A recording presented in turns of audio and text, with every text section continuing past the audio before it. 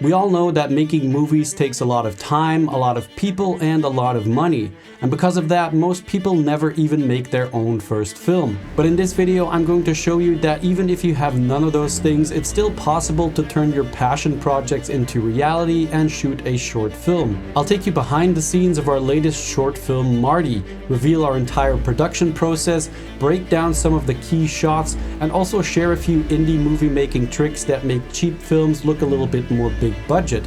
So let's get into it. This video and the short film was made possible with the support of Frameset. Alright, let's jump in with the first scene, which takes place in and around Darius's car. And if you look at pretty much any Hollywood film, cars usually aren't just props. They often have some kind of personality and play a role in shaping the atmosphere of the scene. And that's exactly what we wanted for our film as well. So I spent some time digging through online marketplaces until I found the perfect match. A 90s Toyota Camry with just the right look. I reached out to the owner, asked if we could rent it for the night, and luckily he was on board, and just like that we had our film car. The opening shot of the film is a simple dolly in done on a pretty basic slider, but to make the scene feel a bit more alive, we had one of our crew members drive their car off the parking lot, which added a little bit more movement to the frame. And all of these shots for the first section of the film and the first day of shooting were done super run and gun. We were moving between different locations, and since we didn't have any permits, we had to work really fast and stay low key. That meant no external power and no big lighting setups. For lighting our character Darius inside the car, we used a single aperture MC Pro on the dashboard. And at first I was a little bit concerned it might look too sourcey, but honestly it blended in perfectly. It feels naturally motivated either from the dashboard itself or maybe from the surrounding streetlights. Then we have our second character Marco walking up to the car to meet Darius, and to light him outside of the passenger window we set up two aperture infinibars, which thankfully have internal batteries, making them perfect for our fast-paced setup. One was set to a tungsten tone around 3200 Kelvin, while the other one had a cooler temperature to create some nice color contrast. That second infinibar also added a subtle glow to the back window, which helped separate Darius from the background. And just like that, our first scene was in the bag, but as you can probably tell from the footage, the weather was starting to turn. Rain was on its way, and it was about to make the rest of our night a whole lot more complicated. Now, before we dive into the next scenes and the issues we had to overcome, let's take a moment to talk about the camera gear we used for this film. I do want to preface this by saying that you shouldn't get discouraged by the gear you have or don't have. I mean, Danny Boyle just shot a $75 million film on an iPhone, so just use what you can get your hands on. This overview is just for all you gear nerds out there. For this project, we shot everything on the Blackmagic Pixis 6K. This was my first time using it on a set like this or on a project like this, and I have to say I love it. Even just looking at the monitor while shooting without any color grading or anything, the image already looked great. The Pixis struck the perfect balance between size and image quality, making it super versatile for all the different types of shots we needed for this film. But the real game changer was definitely B-RAW and post. Editing and grading in Blackmagic RAW has been an absolute pleasure. We had the Pixis rigged out with a V-mount battery, a wireless video feed, lens control, pretty much the full setup. And having the Pixis so built out to be basically a fully featured cinema camera was such a pleasure to work with.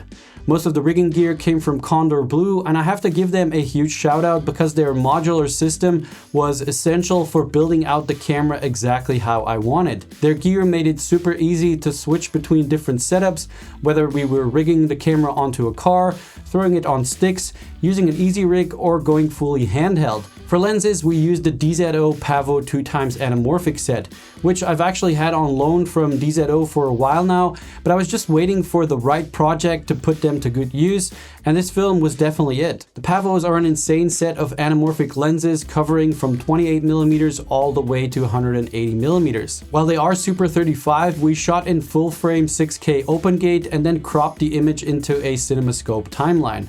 And without a doubt, out, these lenses played a huge part in making the look of the film. They have this perfect balance of character and sharpness. A common thing everyone kept saying on set was how awesome these lenses look, how cool the distortion was, or how nice the flares look. They produced this great looking swirliness and a classic anamorphic stretched oval bokeh, and everything just kinda looks more interesting and more cinematic, for lack of a better word.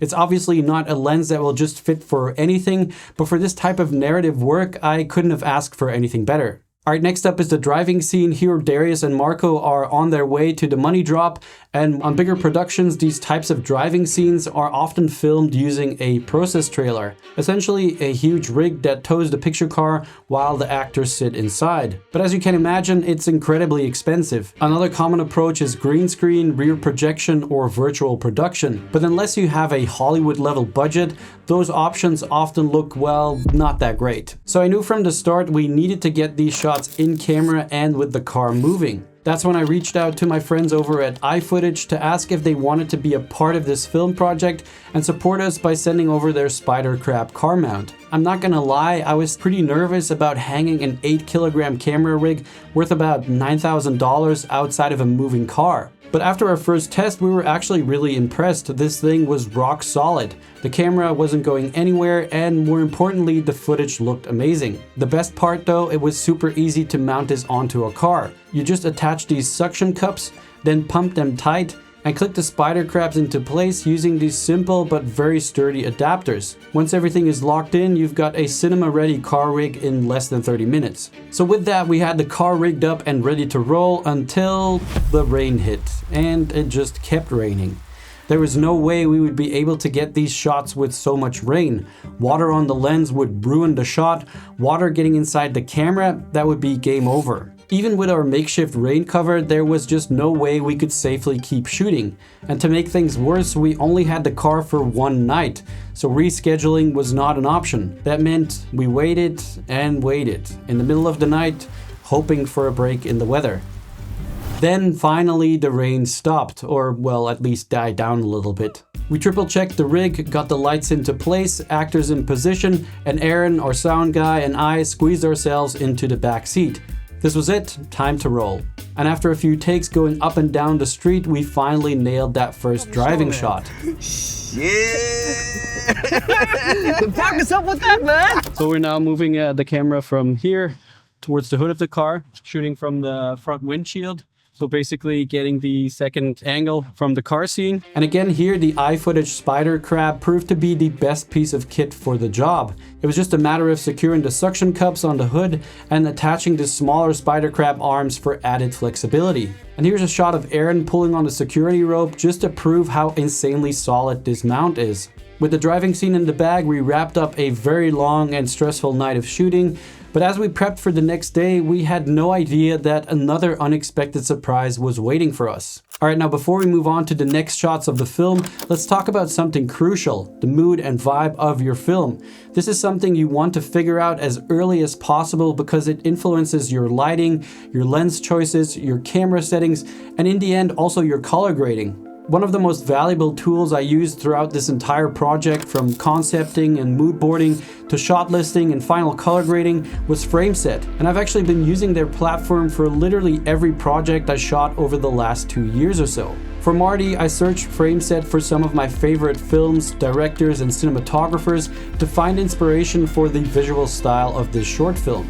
Jeff Cronenweth, for example, is a master of dark and gritty cinematography, so I looked at stills on Frameset from films like Fight Club, Gone Girl, The Girl with the Dragon Tattoo, and so on. And what's great is Frameset lets you save these stills to sets. And if we take a look at the set I created for Marty, you'll see how I now have a mood board to help guide the film's entire visual language, from lighting decisions to keeping color grading consistent throughout the project. I also keep more general sets on Frameset, so whenever I stumble across stills that catch my eye, even if they don't fit a current project, I still save them to a set. If you also want to start using Frameset to access tons and tons of reference images, all you need to do is click the link in the video description and use the code STAN10 for a 10% discount. When you're working with a very limited budget, one of the best ways to make your film feel bigger and more expensive is by securing a great location. A well-chosen location or even just strong set design can do far more for your film's look and feel than any camera, lens, or lighting setup ever could. The original plan for Marty was to shoot the second part of the film at this industrial dock by the river.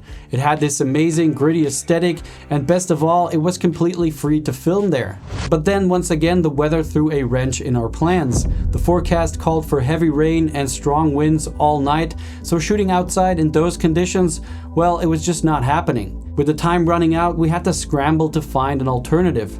Then, by pure luck, we managed to find a warehouse for our final 2 days of shooting. Now, to be clear, this place was very far from glamorous. No toilets, no heating, no light, but at least it was dry. As far as lighting goes for this location, we knew we wanted to keep things as simple as possible. The goal was to be able to shoot wide shots, close-ups, and everything in between without constantly having to move and reset lights. That's why we went with a light spaces, not faces approach, focusing on creating an atmosphere rather than individually lighting each shot. This would help save money and time on an already jam-packed shooting schedule. Our gaffer Alex had the idea to create a warehouse-style spotlight, something you often see in these kinds of gritty industrial spaces. The idea was pretty simple: a hard light source coming straight down, casting a pool of light on the floor. This would give us a natural vignette in the shot, drawing focus to the action without feeling too lit. Now, we didn't actually have a spotlight on set, so we DIY'd one using cinefoil wrapped around an Aperture 600C. We set it to 3200 Kelvin to give it that warm tungsten look, something that felt natural for an old warehouse like this. Besides that spotlight, we had another Aperture 600 with a softbox and a grid positioned on the same side to slightly bring up the general light level. And a third Aperture 600 on the other side, again with a softbox and a grid, but this one was set to a cooler color temperature to introduce some color contrast. And you can see it's doing a really good job in this shot, for example. This light is motivated off of the infinity bar on the right here, which you can see in a few shots in the film as a practical. We just magnetically attached it to a metal beam in the warehouse, and besides being a practical light in some of the shots, it helps light up the back of the room a bit here, and it gives a slight rim light on some of the characters, adding separation from the background. Now, for shooting the close-ups, this setup was actually already pulling most of the weight.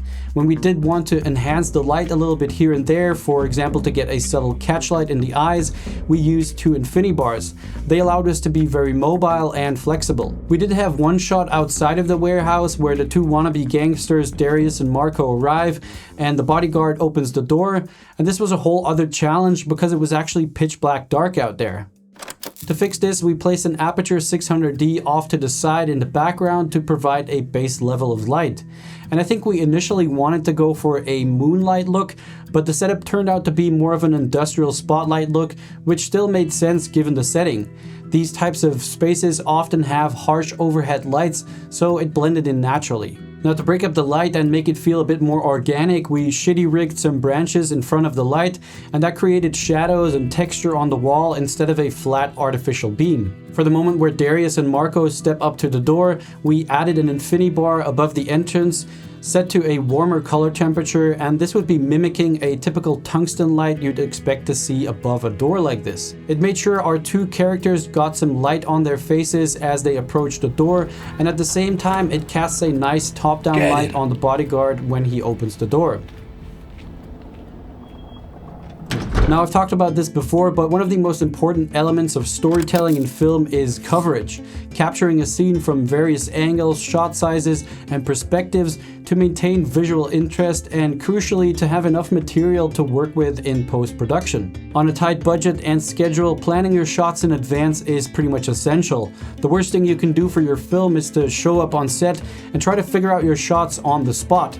That's where shot lists come in. A shot list is basically a document that describes every shot in a scene, acting as a checklist for yourself and also your crew. It helps keep production organized and ensures that no essential shots are forgotten. Shot lists can be as detailed or simple as you like, but I usually keep mine focused on the most essential information I'll need on set.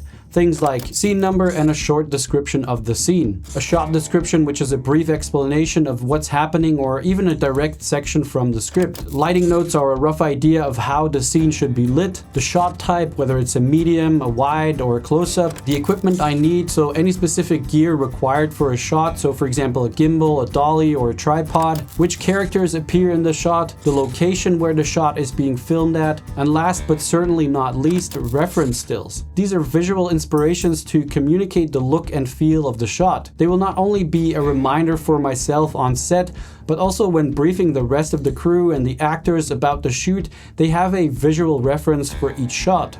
And again, FrameSet is my go-to place for finding these images. For example, for the first shot of Darius sitting in the car, I'll go to filters, time of day is night, and I'm going to write a little prompt here, the driver of a car. And over here on the right, I'm going to select that I want stills from movies. So right away, there are a few shots here that I like. For example, this one from Tom Hardy in Lock. I can now directly download the stills that I like and then add them to my shot list. I repeat this process for all of the shots in my film. And not only does it help me visualize my scenes better or find inspiration for how to shoot a certain shot, but also it helps me to communicate my vision to the crew and the actors.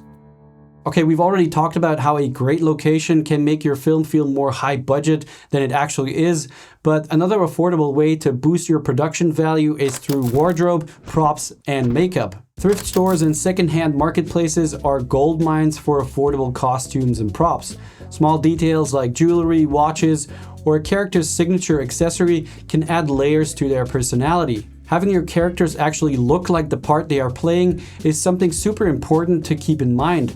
And makeup is just as important as wardrobe. Our makeup artist Nikolai did an incredible job in bringing our characters to life. It's these small details that when layered together make a massive difference in the final product. And that actually brings me to what might be the most important shot in the film, the Mexican standoff. We used realistic looking soft air guns for props, but the real challenge here was the gunshot wounds and the blood effects. So it was amazing to have a pro like Nikolai on set. I've tried doing blood makeup myself, and trust me, it's really easy to make it look fake. And if it looks fake, it can pull your audience out of the story. Besides props and effects, this shootout scene was one of the hardest to get right. It wasn't just about pointing guns and pulling triggers.